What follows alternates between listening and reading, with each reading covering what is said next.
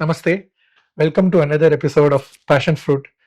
Today we have with us yet another prolific musician from the Greater Dallas community, Tanmay Krishnamurthy ji. Namaste. Namaste. It's a pleasure to meet you. Same here.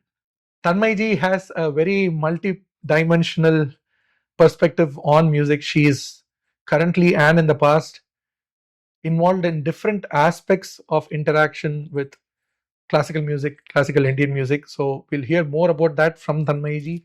Tanmayji, let's start from the most recent aspect of your involvement with music. So you had earlier mentioned that on the one side you're performing, on the other side you're teaching, and now you have a third leg, which is that you're pursuing research as well. Yes. Could you tell a little bit about the latest addition, which is the research? Where did the idea to pursue research come from? What was the inspiration for that? Okay, so when I moved to Dallas, the first thing I noticed was there's UNT and UNT, University of North Texas, which is one of the most revered universities of music in the country. And I just researched about what I could do there. And then that's when I found out ethnomusicology, which basically is musicology of ethnic music. Okay. And here musicology does not just mean like a theoretical aspect of music. Okay. Musicology comes with sociology, anthropology, and more. So the width and depth of trying to understand music is we call actually in ethnomusicology, they say it's studying music as culture. Okay. So it's very nice. It's not just about the sounds or the theory that we learn in music. It's also what creates it. Okay. Who created and why do they create it? Okay. Such questions have usually discussed in ethnomusicology.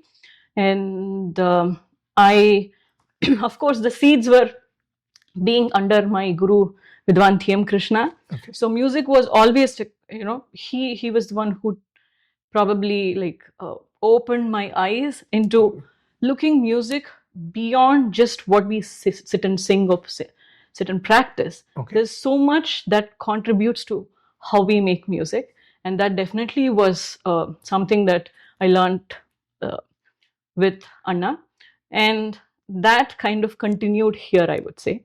Okay. Here I am working right now under Dr. Stephen Friedson. Okay. And he is one of the topmost ethnomusicologists too. So I'm very lucky to be studying under him. Okay.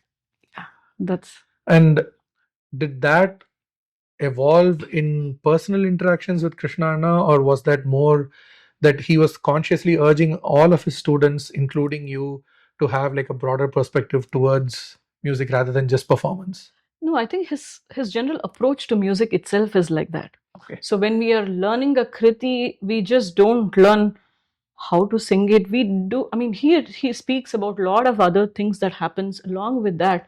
So his general approach to music itself, I think something as a student, I was like really fascinated about, and that definitely kindled more curiosity in me to study more about it. So I started reading about music more.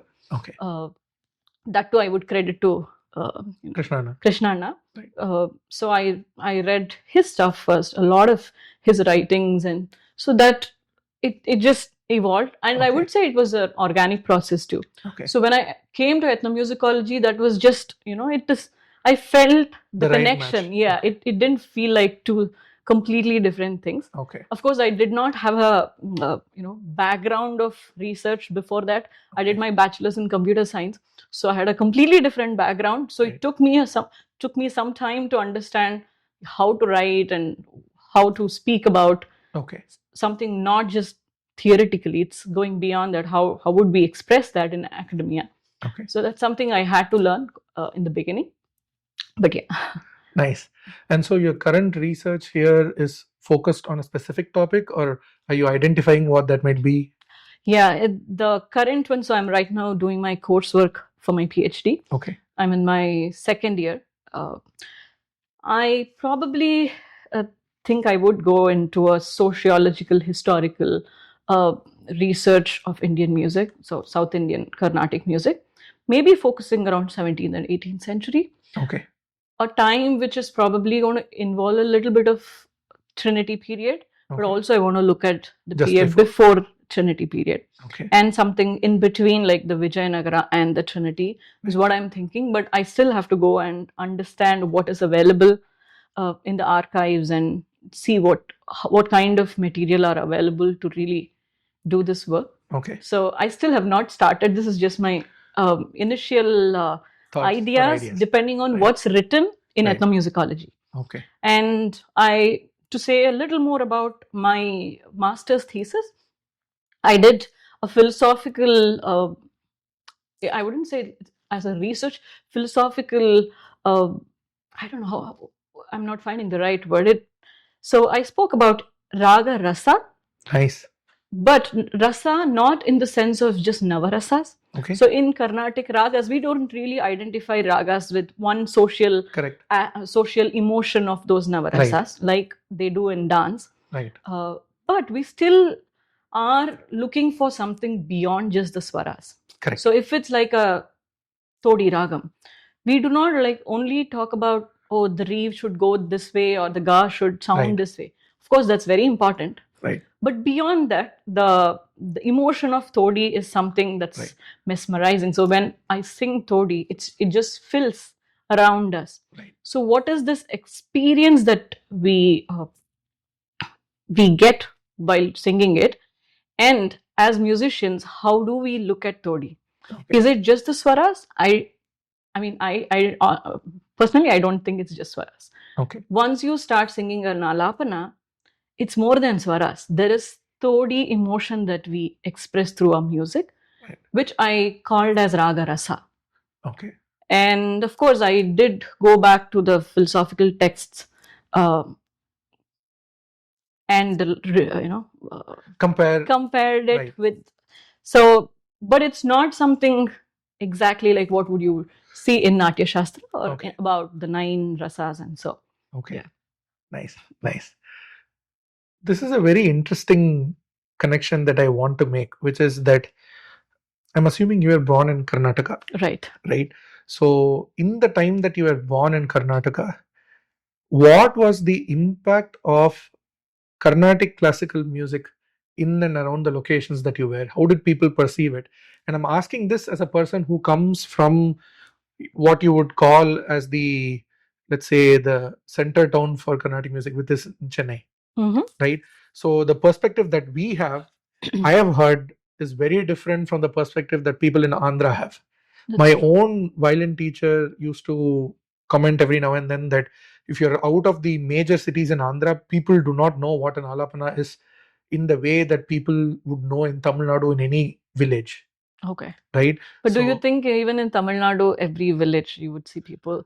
No, they might not know the technical terms, but they are familiar with the idea of what Carnatic classical music is, because something like Nadaswaram was played everywhere. Mm. So they knew, okay, there is a song and there is some, extempore improvisation before and during. Mm-hmm. They might not be familiar with the technical terms, but what I hear is that in Andhra it was even more devoid of that there was a very clear demarcation. Now, why I'm asking this is every place would have its own, let's say, rooted culture that did not break away for years and years. Mm-hmm. And then there are certain other elements that we would have missed. Right. Right. So in that sense, maybe you can tell us about what your musical, let's say, inclinations were when you were young, what made you get into music, and then how that relates with what you're pursuing now in terms of, particularly, as you said, the gap between the Vijayanagara Empire and the Trinity,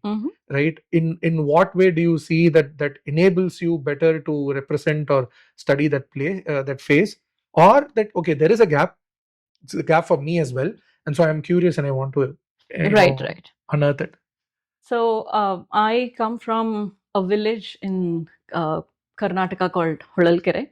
So my father is from Holalkere, and I kind of grew up the first almost 10 years of my life in Holalkere only. Okay. So my father has a farm in the place. Okay. And we have a very, very rich culture even in Holalkere.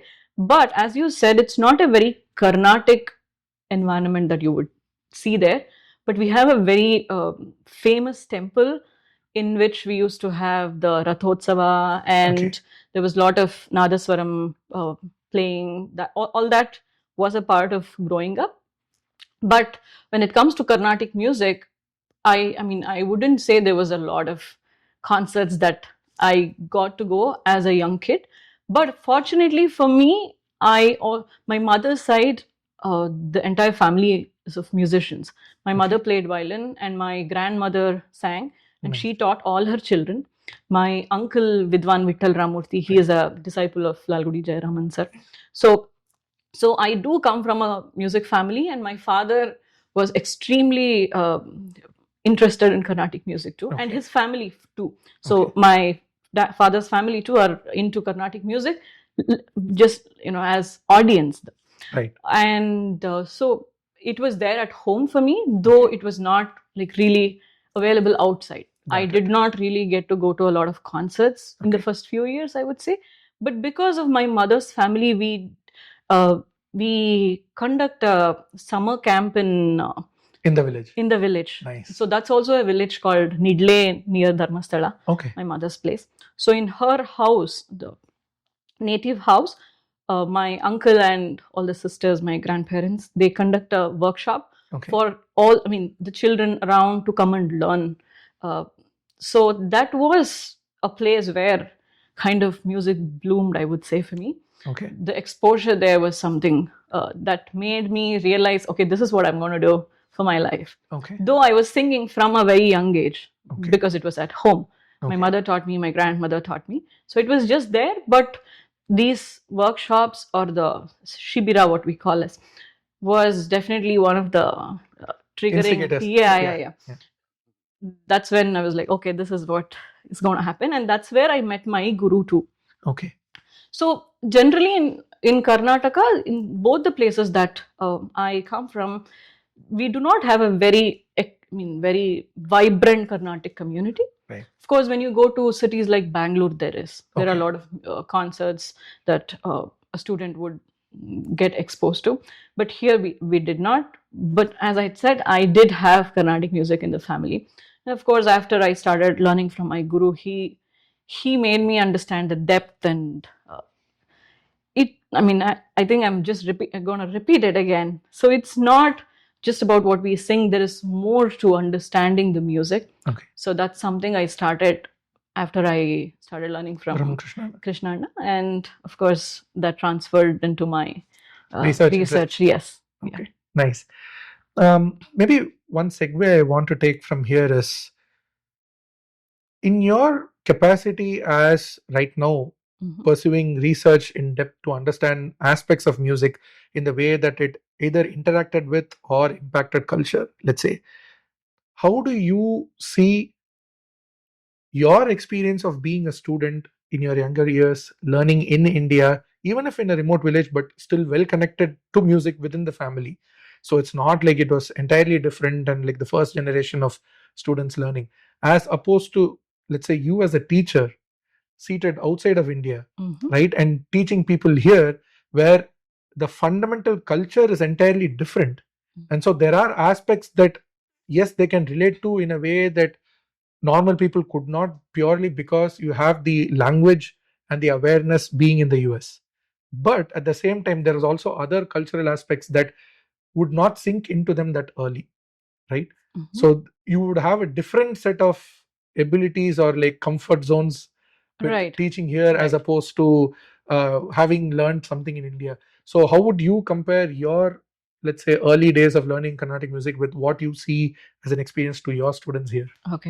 So again, talking about myself, I think I had a very privileged growing up because my parents wanted me to like do music, and they did take me. Even when I was in the village, I used to go to the cities to just go for competitions and learn from my gurus. I was traveling to Hassan and Bangalore to learn from my older gurus too. So that way I did have exposure, and I think early exposure I did as a person. As a kid growing up in a musical family, I did have a very early exposure. Here, I do think kids as you said, is a completely, they're growing up in a completely different set of cultural context. Right. But I still think Indian parents here have been putting a lot of effort to bring whatever they could about India to make their children feel it. I honestly feel the parents' effort is incredible. Okay. And I see the parents not just about, I mean, the kind of work that the kids put in at a young age to learn music is just sometimes really immense. Yeah. And this is along with what they do in school. Right. And most of the kids are, they're also learning Western music at school. So they have that could probably be the difference. Okay. They have two cultures going at once. Right. That's probably definitely something different from what we, as growing up in India, we had this one culture around which we were completely immersed into. So here it's that is a different thing. But I still feel Indian parents have been putting a lot of effort in giving Carnatic music exposure, whether it's, I mean, dance, Carnatic music. I think Indian cultural. Yes. I think kids do get a lot of exposure in those terms. It could not be the exact same thing as of course growing up in India, but still there is definitely a lot. And I think it's also good that they're also simultaneously getting a Western perspective to all of that. Okay. Yeah. Anything particular interesting anecdotes that you have as your experience in teaching? Something exciting, something funny? Or any interesting students that they ask questions that were interesting to you? Maybe you don't think that way, but they make you think a certain way. I don't remember anything of that sort. But do you see they're generally curious, or are they more interested in being quiet and absorbing a lot and doing their best to deliver? So I don't think I can generalize that thing. Each kid is different and would come with a very different set of curiosities too. And definitely those kids who get more exposure to what Carnatic music is in terms of listening to concerts, and so they will develop the passion for the art form much faster compared to those who probably do not get to listen to a lot of, who didn't have that exposure at home, basically. But apart from that, I think kids are fascinating, and they always, every time when I go to the class, I would think like there's so much more to do. Like I'm stressed, and then after the class, I'm so happy because every class gives me that kind of energy. So yeah, that's one thing. I don't really remember any one incident as such. But some kids just send me their summer holiday schedule. One of the kids sent me, like she had like 4 times music practice, 8 a.m. music practice, 12 music practice. And so they are consciously. Yeah, they put effort, and they take my words of like, you need to practice to get better. They take it seriously. Seriously, and that definitely makes me happy. And you believe that's also coming from a strong input and support from the parents, because they are doing a lot to encourage and have that value imbibed within the children. Definitely. Yeah, definitely. Actually, Dallas is a vibrant community. When I moved here, I was extremely happy to see the volume of concerts. Even sometimes the fact that it's overlapping in time with other events. That's true. It's overwhelming sometimes. I would say it's a good problem of having many options, right? And all good options, rather than having less options. That's where true. You're struggling to find enough outlets. That's true. Right. So absolutely. I would, at least my personal experience is very positive. And because of which we sometimes even miss some concerts because too many events to attend in some weekends. But I think that's a good problem to have, as you said. Yeah. Segue from there, which is you're also a performer. And more recently, I remember seeing one of your concerts with, I think, Sangeeta Bharati last year. Right. So excellent concert, by the way. Thank you. Yeah.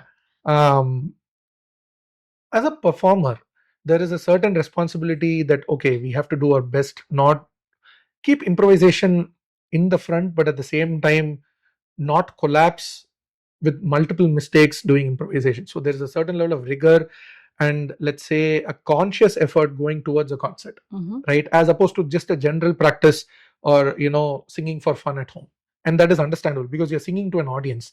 So there's a delivery in terms of a performance which is independent of just your individual enjoyment of the art, right?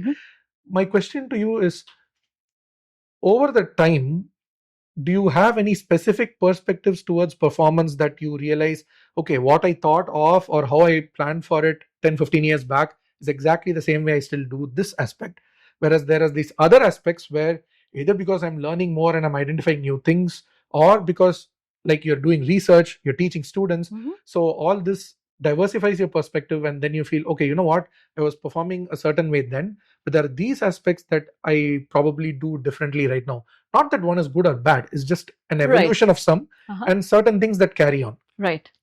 So I honestly believe that the space and the context does matter a lot for what we perform. Okay. Especially at my stage, I would say. Okay. But I also believe that music is not just, it should not be boxed into that. Okay. It's not just about performance. Okay. In that way, again, I have to go back to my guru's words. So he would always say, do not hear the claps or do not hear audience claps when you're practicing, which means don't only create those, don't create only the kind of music that, there's a formula. Even in Alapana or Swara Prastaram, there is a formula for which the audience are going to react. Right. So do not put yourself within that box, think beyond that. So I honestly believe that when I have to practice at home, and I try to bring those aspects as much as I can, along with, probably, as you said, if for Sangeeta Bharati concert, there were a lot of students. Okay. So I do want to include something that can connect the students to the concert. Right. If I did sing Bhairavi Swarajati that day as one of the main pieces. Okay. But how much can they connect to Bhairavi? Right. So I need to add something that can pull them into, that they can connect to. So some of them had learned Durga Devi, so I did sing that, and that, like, that also helps them to understand Bhairavi, I would say, because it just gives them some context in that sense. So I do believe we need to bring in context. Okay. At the same time, that shouldn't be all of it. Right. In every concert, especially depending on who your audiences are, I think you have to expand your limits. And to add to that, I would say, unless we are vulnerable enough to fail on the stage or to not get a sangati right or to make a mistake, we're always safe in environment. So that's going to limit you creativity. So I do, of course, come from the school of thought, my guru's school of thought, where you have to be vulnerable enough to embrace it and still try out you never know, there are some magical moments that's going to happen on the stage. Yes. And only if you're vulnerable enough to let that happen, it'll happen. Right. Otherwise, you're going to just keep holding back to what you know, and that's it. Okay. So, do you particularly liken yourself in that argument with associating with a form, or do you think I want to dissociate as much from a form as possible? What do you mean by form? Like what? So, for example, you said that, hey, I don't want to get stuck in a pattern of singing a raga alapana, right? So would you say that, okay, a pattern exists, I acknowledge it because it exists, but it does not mean that my music has to reflect that pattern, right? Or do you feel, okay, it's a good starting point, and then I want to diverge into what brings me most connection with the alapana when I'm singing it? Or, like, what is it to you? Like, what does form in the Carnatic music as a performer? Right. Research is separate. Yeah. So I think form is something very, very important for a student to understand what we are doing. So unless we have a form, you cannot break it. Like, you cannot just start from randomly picking things up. So you do need to, like, what do you say, master the form before exploring getting out of the form. I don't know if it's only limited to form. I think there is sometimes it's just the form. Sometimes you would want to experiment with the form or just the sangatis. You know Okay. what I mean? So the forms would still be the usual format of where would I would start and how I end, but it could just be the way I'm trying to navigating within that form. Okay. Or sometimes it could be just a form too. So Okay. it depends, I would say. Okay. Depends. And do you get that comfort? And let me take the example of Bhairavi, right? Let's say that you don't want to do, there are some structures. For example, you start off with a known phrase. You do like a few variations at slow speed or the first column, right, around sa or around re or ma or something like that. Then you do a short 2-3 phrase briga, and then you go rise up to sa. You again elaborate on a certain set of brigas there, right? You hit the highest note that you can power the according to your range. Then you come back down if you want to add yet another set of briga in the avarohana sequence.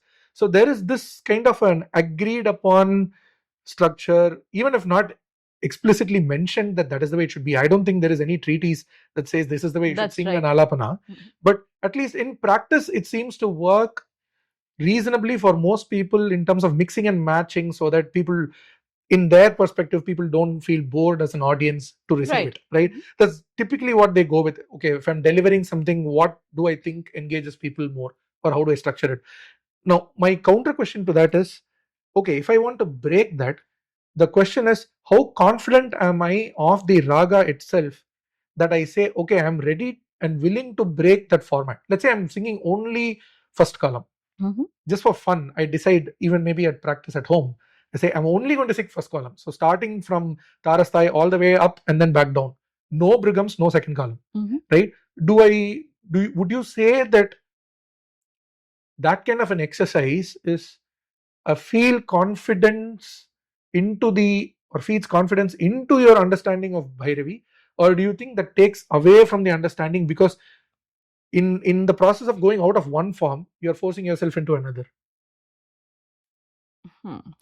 I don't think that is in any way going to reduce your confidence. Okay. If you try Bhairavi in 10 different ways, it's going to add 10 different types Flavors. of But no, my point is, how do I know that what I'm trying to communicate still falls within the realm of the raga? Because I'm hoping that in 2025, okay, there are some YouTube tracks, there are worst case gramophone tracks, whatever, you get access, and that's your limited exposure to the raga. That's a completely different point. I think before you would experiment on anything, I initially, as I said, you have to be mastering the structures. I mean, mastering what you learn from your gurus before you get. Of course, I was privileged enough that my guru always encouraged to get beyond our comfort level. Even in the classes, so he would push us to get beyond our comfort level. So that helped us. But otherwise, I would definitely say, initially, for anybody who is singing, I'm sure every guru also would force their students to be within the structure first. I'm sure my guru also says this. Unless you master the structure, I don't think so. You can go and experiment. So generally, when you interact with your students, do you have now senior students that you engage more on a free-flowing interaction with in class? I've seen, for example, Krishna has one of the lectums where he has, I think, Vignesh and one of his other students sitting on stage, and he has like a closed door small audience, right? Maybe 50, 100 people. And this is like 3-4 hours on the idea of Manodharma. And he covers different topics, right? Just excerpts from that. But he does that and he demonstrates that as he does in class, which is he says, okay, pick up this Sangati and then now don't add any new swaras in this. Just use Mapada. Incidentally, that was also Bhairavi, right? And he says, just use Mapada and don't repeat your Sangatis and try to create different phrases. And then when somebody runs out of ideas and then you just cannot come up with more, he transfers to the next person and say, okay, now you do it. So he's sort of live demonstrating what like a snippet of his class would be, right? So do you see, or do you have students that are learning from you who you think you're slowly engaging to that level, or do you think that they are yet to be there? because this is a question of like how much they're experienced, right? Right. It has nothing to do with their ability. Right. So I have students who have just started like Manodharmam. Okay. So I think to get to that level, Will take some time. Okay. Definitely going to take some time. Yeah. I have one question again, because you are sort of multidimensional in your interaction with music. One of the questions I have is, as a performer, there is a time, especially for the like professional performers who are like full time into music, there is a time when you feel that, okay, you know, whatever is the current status quo and like state of the art in terms of what, let's say, musicians are doing, I'm either doing that or I'm at par or better than that, right? And then you have good success, let's say God's grace in doing that, and then there is a time when you feel that, okay, what next, right? Do you think that the search for pushing into trying to understand something, and this might actually be expanded into anything in life, right, naturally would come out of a persistence in that, getting to a place where you're as good as somebody can be, right? And it's not for somebody else to acknowledge, it's for you yourself to realize that, right? Because not everybody performs. And then you realize, okay, you know what, now that I know what everybody knows, and now that I can reproduce to the best extent what everybody or what the best of the people can in the field, what is it that I can do that adds a different value, or what is my unique take into this, because I have my own individuality, and so I can express that. So it could be performance, it could be understanding, it could be theory, like you said, it could be research, it could be connecting dots that is very uniquely your perspective and your individuality, sort of adding flavor and value to it. Do you think that transforms naturally, or do you feel, and again I'm saying, because you're doing research, because you're also a performer and a teacher, do you feel that there needs to be a constant nudge encouraging people to think that way so as to get them to that place? What's your thought on that? The first thing that you were saying, like how as a musician you would probably identify yourself within the community of other musicians. I don't know what exactly you meant, but I would kind of disagree with what you said. Okay. I would not agree that as a musician you have to think that you, what do you say, you probably have learned or in a stage as good. Okay. Right. I think that curbs the growth at that point. Okay. But I'm not saying the musicians shouldn't be confident. Of course, musicians have to be confident about what they know. But I think that each one of us will have our own strengths and our own weaknesses. Right. And as musicians, knowing that is very, very important than just thinking that, okay, I can do everything in the concert. No, that's not true. I'm honestly, like, I know for everyone we have our own strengths, and I'm sure that strengths do come on the stage, and that's what is carrying each musician's music. Okay. And there are weaknesses, and mostly musicians would know it, and they would probably not show that on the stage, right? So that's the first thing, and knowing that is itself is enough for the lifetime to, you know, carry music, because you're always on the search of how would I bring those two together or balance those two, like the strengths and the weakness. Okay. Yeah, I think that's probably my way of so you believe more in the idea that with every passing day you want to be more aware of yourself. Yes, of course. So musically aware of what you can do, what you cannot do, and exploring in that space. Right. Exploring the idea of, oh, there is this possibility. Now, can I do that well? Can I not do that well? Doesn't matter. Yes. That comes as a second step. Let's explore. Actually, when I listen to somebody else, I know what I can do in that and what you cannot. Right. So that's the awareness I think we have to have. Okay. It's not about whether you're proud of that point or not. It's not nothing to do with project yourself as musician, but for the growth, I think that's important that I should know where I stand and what I need to do more, probably to improve upon yourself. Yeah. Okay. Then in that sense, what would you say is your, let's say, ignoring the early ages where we're still formulating our own idea of what life is, let's say as a young adult, and then subsequently, what would you say drives you to keep coming back to music? Is it predominantly driven by the fact that, hey, I had an excellent musical background within the family, I have such, God's grace, such good practice, and accordingly, such good ability to demonstrate the music. So instead of starting something entirely different, let's say like soccer, right, I decide I want to continue on the talent that I have honed, I have upskilled myself on, and let me see what else I can do. Is that what drives you to see, okay, what next? Or is there an independent, let's say, I am particularly interested in, sort of deep diving in the idea of how culture and art are connected, right? So is that a question for For me? you, yes. Okay. Yeah. So for me, it definitely started with my family. Okay. I would completely give the credit to my family for building that foundation.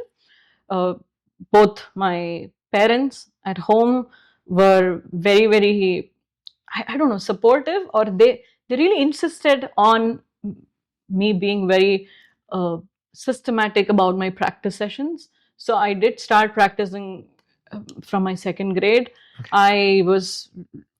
I was made to sit and sing for 2 hours every day. Nice. In the morning before I went to school. So that system was there at home, and I was also, my father used to take me to so many competitions in the beginning. Actually, for me, those competitions made a lot of difference. Okay. So I used to win all those competitions at third, fourth grade, and I knew, okay, I'm good at it, and I think this is what I want.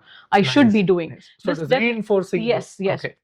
So for me, it was that. And also, as I told you, my grandparents' house, we had this workshop, right, where I got to meet a lot of musicians. Okay. I listened to a lot of musicians there, and there were a lot of other kids who were learning of my same age, who were learning from different gurus and would come and sing. And that kind of created a community also for me. Okay. And it also gave me exposure to these legendary musicians coming and telling stories about how they practiced, what they practiced, and what those practices gave them. So that inspired me to go back and, start doing more practice and more listening and so on. So for me, definitely the family that was a huge impact. Yes. Okay. And then at one point, I even thought maybe when I came to my college, I probably did not think that I would continue that. Okay. At some point, but then again, my guru at that time accepted me as his student, and that again changed my life. Okay. There was no looking back after that. I knew I was going to sing. So yeah. Okay. So in your case, you strongly believe that whatever might have happened subsequently, like the family and the fact that they were rooted into music, that set you up. Yes, definitely. Forward. Yes, that's nice. Would you say that in the current generation, again, maybe comparing between your time as a student, let's say in your high school, middle school times, compared to now, would you say that the technological advancements in terms of supporting your ability to learn, right, particularly for an art form, I would say in most of the things in Indian culture, the priority was to listen, right, to keep listening as much as possible. And then now you have ability to support that learning in different media formats. I strongly appreciate the idea that there is different abilities that are proposed to us so that we can use what we're most comfortable with. But for a culture that was consistently using the idea of learning by the ear, right, and that developed notations only because notations became common, not because that was necessary for learning, how do you relate to this idea? I mean, I guess all of us will support any technological one. Nobody is going to say that we should not have this, but particular to learning Carnatic music, do you think that, okay, same like the format, you wait and you do what is the traditional way of learning, which is by the ear to begin with, and then when you get really comfortable, break out into using other multimedia formats, or do you view it differently? So yeah, I have very strong opinions about media and how Carnatic music is kind of taking a new shape right now with social media right now. As a teacher, I feel it's not a very good source for I mean, of course I agree that listening is one of the best ways to learn. I do encourage my students to listen to music, but I also feel it's very challenging with so much of content out there. I see a lot of times I would try to teach some song, and those kids would have learned in some other. Right. It's very, very difficult to change those gammakams and make Right. them understand Why I am trying to say this. Right. This is also probably like, for you were asking about an anecdote about class. So there was one kid recently asked me, do I really have to change my way of singing? I've already learnt it. And she asked me, have you ever relearned some kriti before? I mean, she's very curiously asking me. Yes. And then I said, yes, I've learned a lot of kritis. I've relearned a lot of kritis after realizing, okay, what I was doing earlier was wrong. So there is something called wrong and right way of doing gamakas within the context of raga. Or so the so not everything that you listen to on social media could be right. Sometimes they are. Right. I'm not saying it's always, but sometimes it's also, you have to be very careful on what you listen to, and that could that's definitely a challenge these days for kids. And probably they wouldn't even, like little kids, they wouldn't even know the difference between different styles of singing. It takes some time for you to gather that knowledge to differ. They're like, when I teach in a different tune, they're like, no, I don't want to learn this. I want to sing the other way. I know it, I've heard it. So those challenges are there, especially with the little ones. But of course, otherwise, listening is definitely one of the. No, I want to ask two questions. Let me start off with the one that's most related to this, which is that I think I entirely agree, and not that my agreeing or disagreeing has any value here, but a lot of what is heard over audio is typically from a performance, and performance is bound to have errors. Right. Whereas if there was a live practice session which was recorded, then the musician is going to hold themselves back, correct it, and then move on. Mm-hmm. So you have a higher likelihood of learning the rag or the nuance of the kriti or whatever is it that you're looking for from a practice session that was recorded, mm-hmm. right? Or a live lekdam or a class, because they do that, and they do have that online, and they share it sometimes for money, sometimes for free. So those kind of lekdams, I was like recently, I think in the Cleveland Tyagaraja Aradhana 2 years back, Sugunama, she was teaching, or she was going through the concept of Ragam Thanam Pallavi. So there she stops people, and these are all adults, as they're trying it out, she stops people and says, okay, look, when you go this in Arohanam, generally that prayogam is not used. So then what happens is, as opposed to me listening to something and thinking this sounds nice, right, I'm trained more to understand what's the actual flow, or as in Hindi they call the chalan of the rag, mm-hmm. right? And then you say, okay, now that I understand, well, like you said, you can expand into having your own ideas and see whether they look nice or they fit well or whatever that is. But my question is more on the side of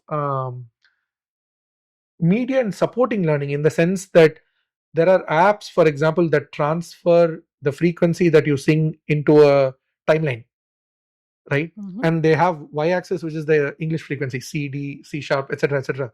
So for example, if I want to know if I'm singing the ga with sa set to any shruti, let's say at C, and if I want to see that, if I want to know that my ga or my ma is accurate, right, I do whatever, and then I land on ma, and then I can look at the app to tell me whether I'm accurately on the frequency or I'm higher or lower, right? The good thing with that is there is a feedback.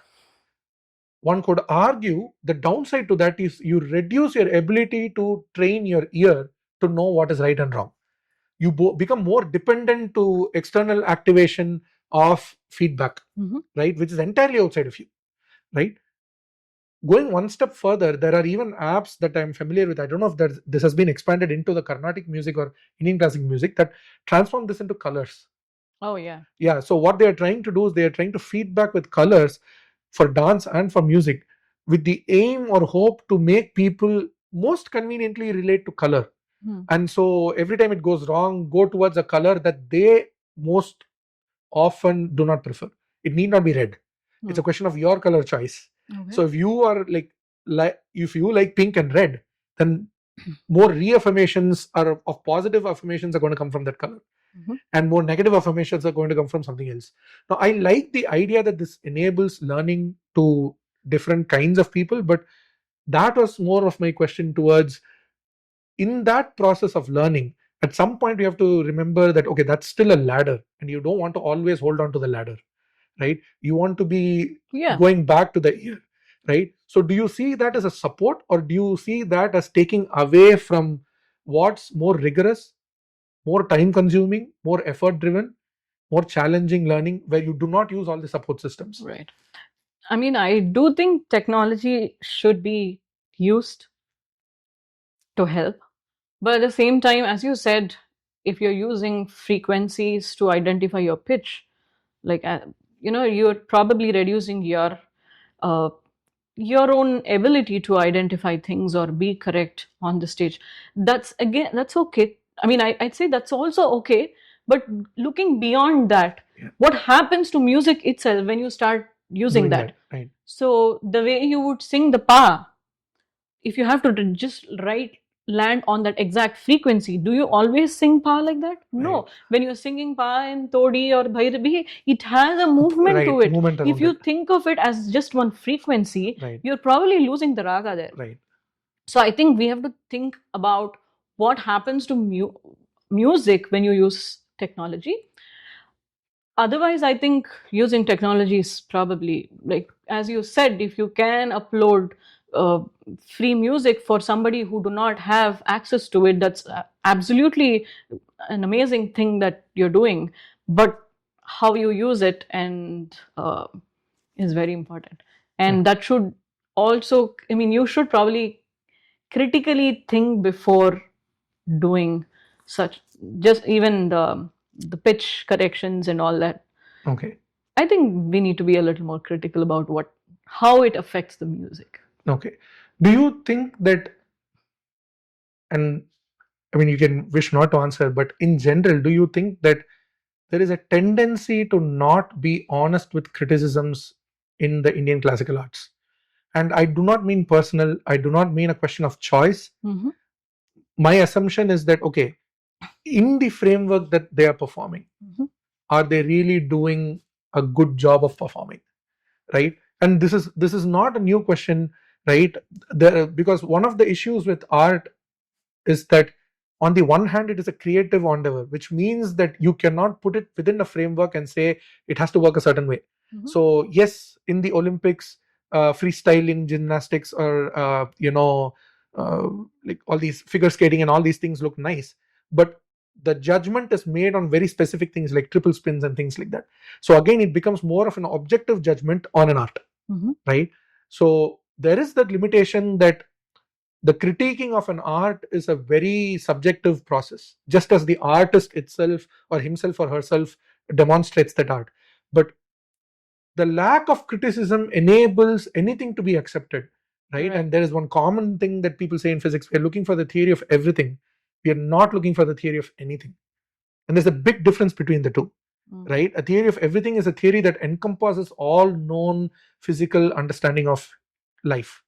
That's very different from saying a theory of anything, which means it does not matter if it is right or wrong. Even for the things that we know, the model will accept that, right? So similarly, a lack of criticism entirely, or like a complete dividance of criticism, puts you in that space where anything is accepted, because art is a subjective framework, and creativity cannot be specifically said that, you cannot specifically say that this is right and this is wrong. At the same time, like we discussed in the previous question or the previous discussion, which is, there is a certain form to it, right? You're welcome to break the form and still you will end up at a new form.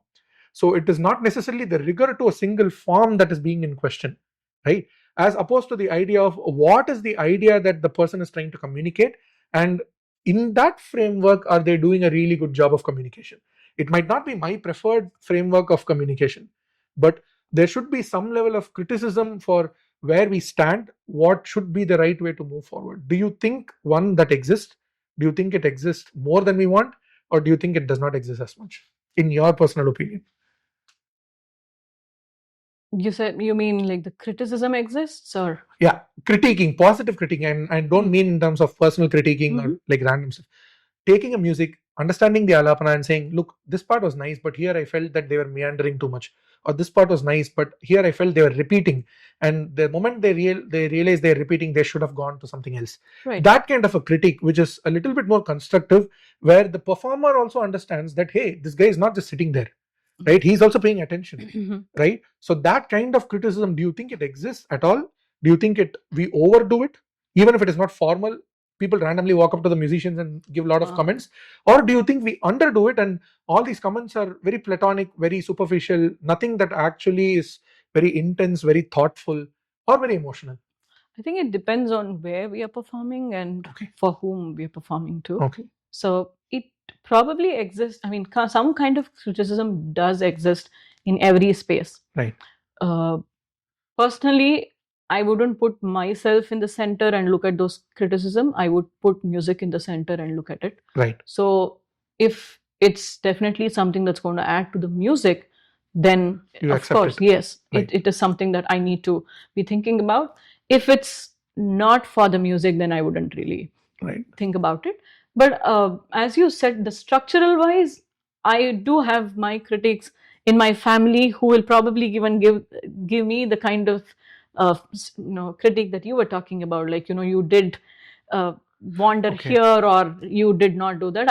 I've never had any audience coming and telling me exactly like this, so this ragam was good or this. So I've not seen audience randomly coming and talking about those nuances, technical nuances. They'll probably judge you as good or bad. Right. I wouldn't think they would come more and big give picture. more big picture, and they would, I mean, they would think whether they want to come back to your concert or not. It's just actually, two-way. I think that's what and that's what makes a concert a little more pressurized for some musicians too, because when you sing, it's just two for the audience. That's what I believe. Okay. And that has and constructive criticism, of course, the close people would come and do. I think that's definitely needed for every musician. And I also believe that it's important that I come back and listen to myself, which is very hard. I cannot listen to myself, but I think it's very, very important that I do listen to myself, and then it's very difficult, and I should pause and say, okay, this is the place I need to be working on. Okay. So I think that's very important. And maybe I don't think such criticism comes from audience. Okay. So would you say that it is okay as it is, and that you're getting the right kind of feedback, albeit from different sources, but you're still getting it? Or would you say, no, there should be more proactive, or no, they should dial it down? And it's a big picture question. Yeah, need not be specific. I don't know. I don't know. I've never thought. Do you feel at the end of a concert, like something like at Sangeeta Bharati's concert, that not that you're expecting that to happen, but that if people came up and pointed to specific things and said, hey, at that ragam, at that particular place, when you're doing the brigas and you're going in Arohanam, as a vocalist, I know it's not easy to achieve that consistency. And so I really appreciate that you sang that Sangati and you sang it that particular way, because I can relate to what makes it right, even if it is not necessarily always flashy and catchy, that it would get an applause, right? That level of understanding. And what I mean by criticism is not always that somebody finds a mistake in what you do. Right. I understand. It is just a level of appreciation that is a little bit more honest rather than more platonic and being polite at the face, which definitely should be there. We should not be impolite, right? But in that level, do you feel that you look for that, or do you feel that will happen when it happens, and I'm not too worried if it does not happen? No, I think that kind of loses the entire purpose if the audience is actually talking about particular Sangatis. I think it's about, did Bhairavi happen that day, should be the question. Okay. If you point to this Sangati, this note and this Gamakam, I think you're like really losing the bigger picture. Intellectualization. Yeah, that's, yes, of course, that's needed, but not overdo it. Yeah, I mean, what I'm trying to say is, that is what is going to give you the experience of Bhairavi. And it's definitely the real foundation, and we need it. And we need critiques to, I mean, like I need my mom to come, and I would even sometimes argue with her if she doesn't say anything. I need you to tell me like what exactly happened. How did you think? If she just gives one word answer saying good or bad, I don't want that kind of a review from my mom. Right. Or somebody who is very close to me. But as an audience, when I sit in a concert, I think it's the Bhairavi that you should feel and experience, rather than seeing how many swarams did she do or what a note. Okay. It just should I mean, what do you say? Should go beyond the form. Exactly. And it's like that. There should be. It's like it should take you to another world of Bhairavi itself than the physical world of technicalities. Technicalities. Got it.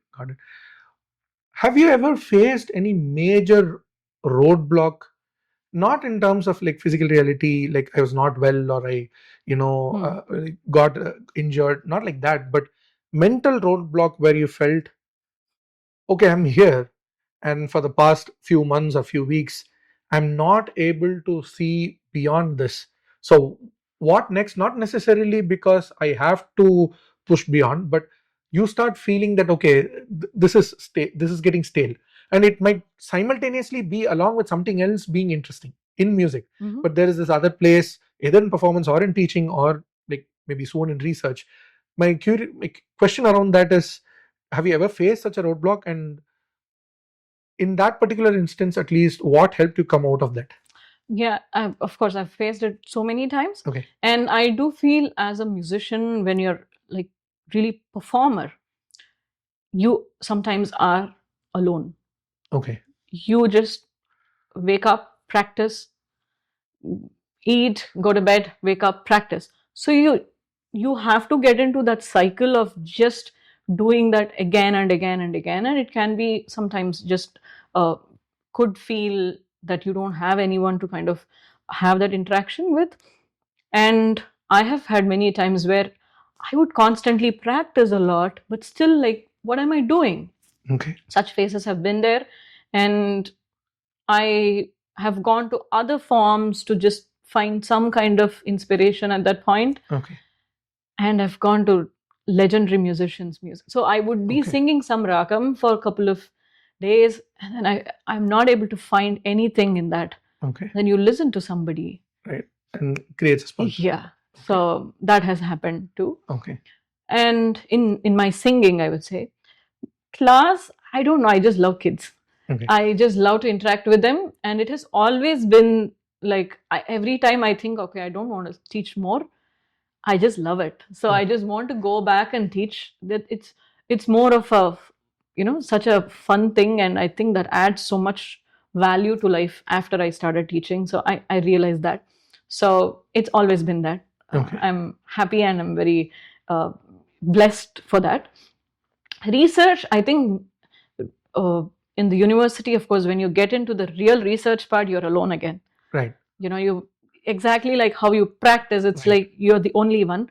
But in the coursework, it's much of a community that you have. Okay. So we do read something, we go back to the class, and we talk about that same material from different cultures. So I have colleagues who are working on African music.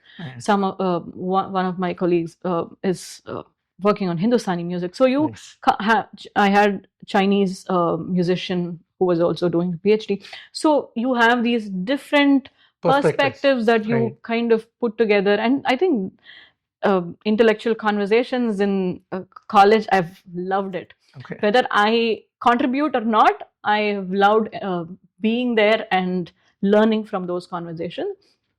So, of course, when it comes to research, it's again that. I think you have to read more, you just have to push yourself. You never know when the magical moment arrives. Yeah. Nice. In that sense, maybe taking a segue back to research, do you want to approach it with a timeline? Do you want to approach it with a goal? Or do you want to keep it open and see where it takes, and then have a conscious, practical approach to balance the two? And I know this answer would change as you like move forward into doing the research itself, right?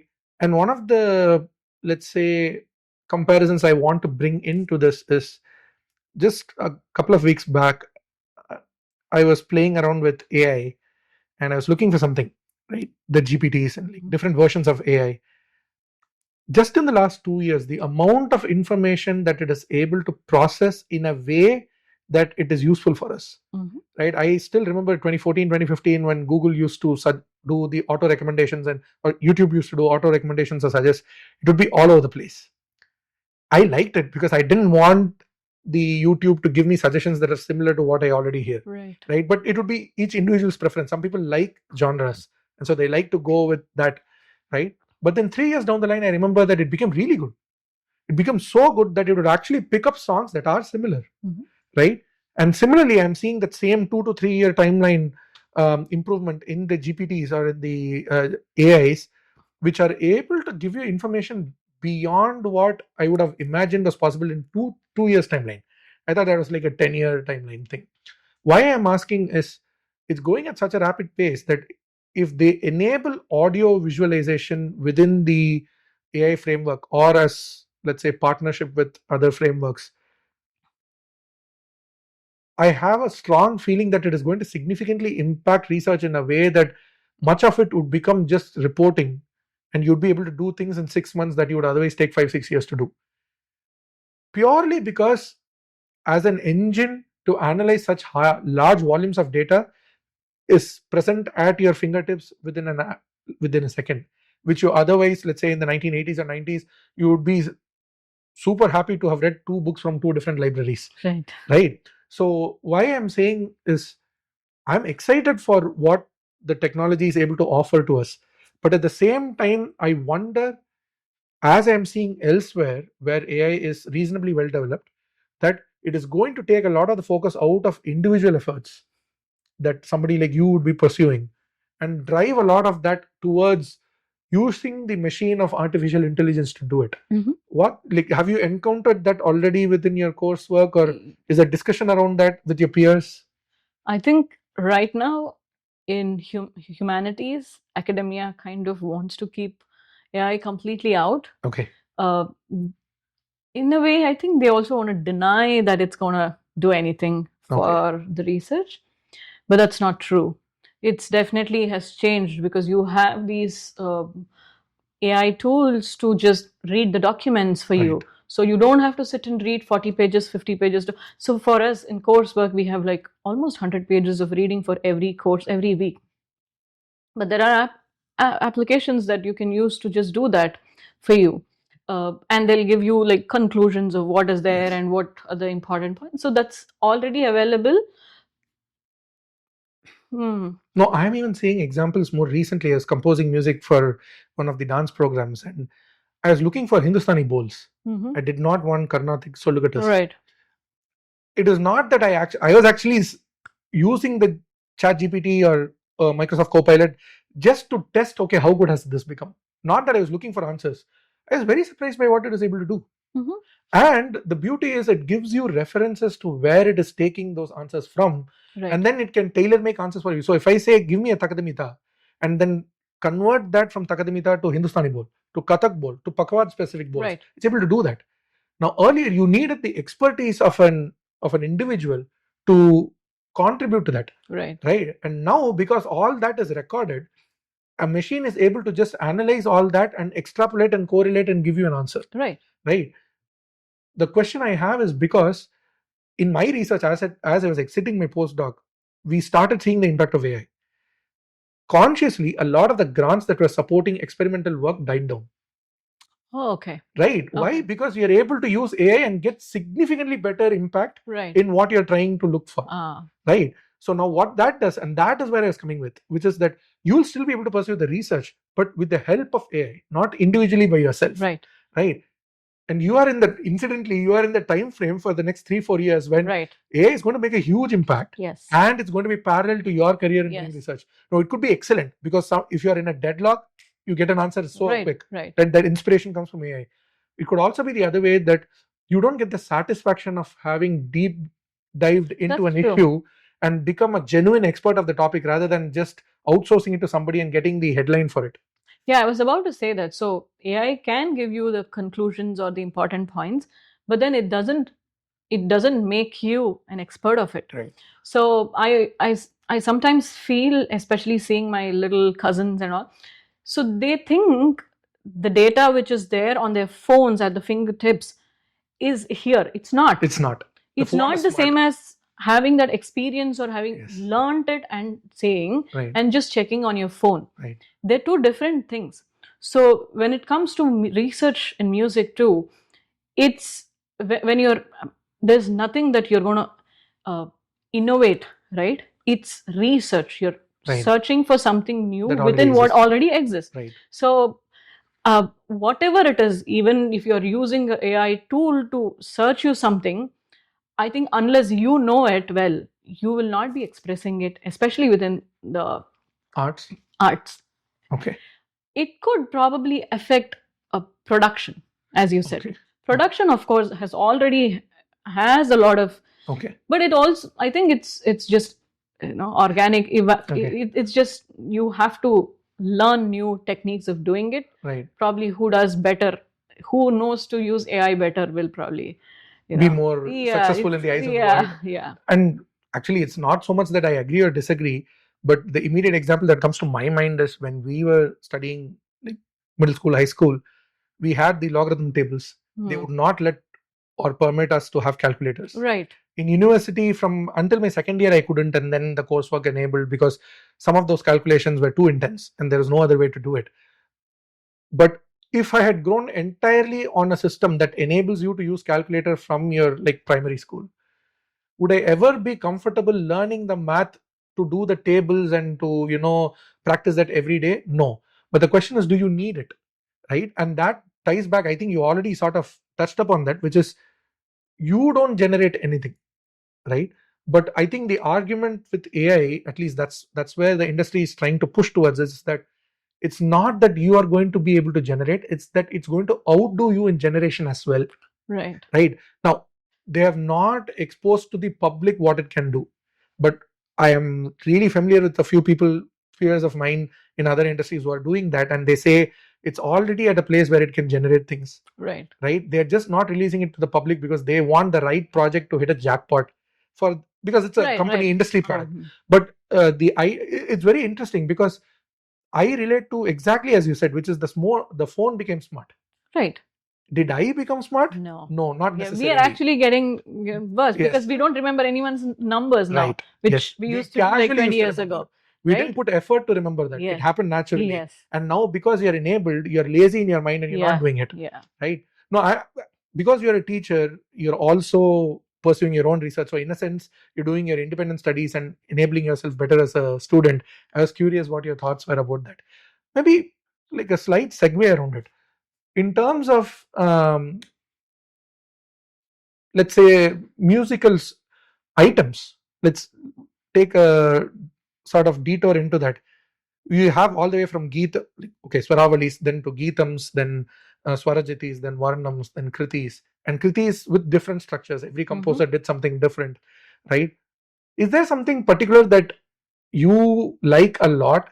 Just as a question of taste, that okay, I really like this. I like everything, but this one stands out and is like really close to me, like a tilana, or not one tilana, but the concept of a tilana or padam or javali. That's very difficult to answer, I would say.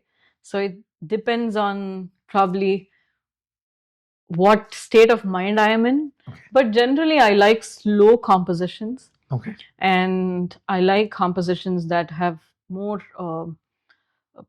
depth in both, ragam wise as well as content in lyrical content also. Story content. So I just like to sing slow compositions, and I like mandrasthai. Okay. So it which is very what do you say? So like Dikshitar Kritis. Exactly. I just love Dikshitar Kritis, Javalis.